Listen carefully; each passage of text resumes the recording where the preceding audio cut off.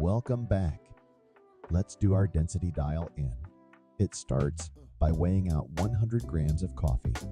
We pop that into the dosing cup. Before starting, it's good to note that you can do a density dial in with as little as 80 grams of green coffee. Any volume below that is going to make it difficult to get an accurate reading with the current tube. Although our roast unit does let us allow 50 grams roast size, until we make a smaller tube. It is very important that we have about 100 to 80 grams of coffee to do this process successfully. We start by unscrewing the cap, inverting it, and then sitting it to the side. Now with your coffee in the dosing cup, we are going to tear off the open density tube. Next, we'll sit that into the tray. We do this because when we do the reading, we need to overfill the density tube with the coffee from our dosing cup. We keep pouring until it's overfilled. When done, we set the cup to the side. Now with the inverted lid, we're going to hold the tube with one hand, and with the other level it off. To level off, use a side-to-side motion to push the excess coffee into the bean tray. It's very important to check that we have done a good level of the tube. When done correctly, we'll see that the lid and the tube sit almost flush. If it's sitting a little bit too high, then this indicates that we've slightly compacted or settled the coffee too much. Remember, it's important to just push the coffee in a side-to-side motion, and that we're not tapping or compacting.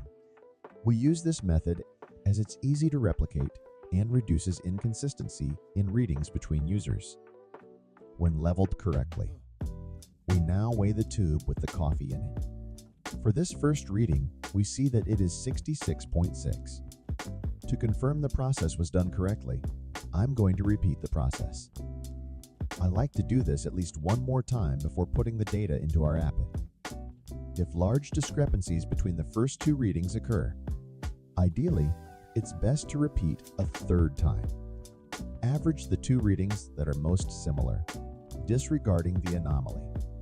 Note it is normal to see a discrepancy between 0.3 to 0.8 between the readings.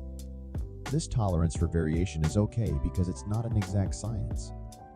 We're purely working on an approximation to give us an idea of where this coffee should be sitting in the profiling system.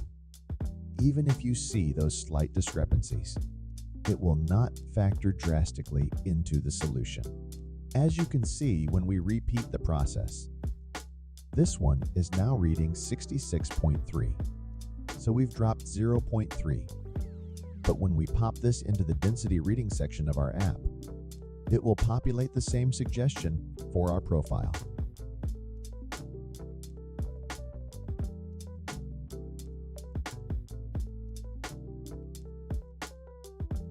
And that is a wrap.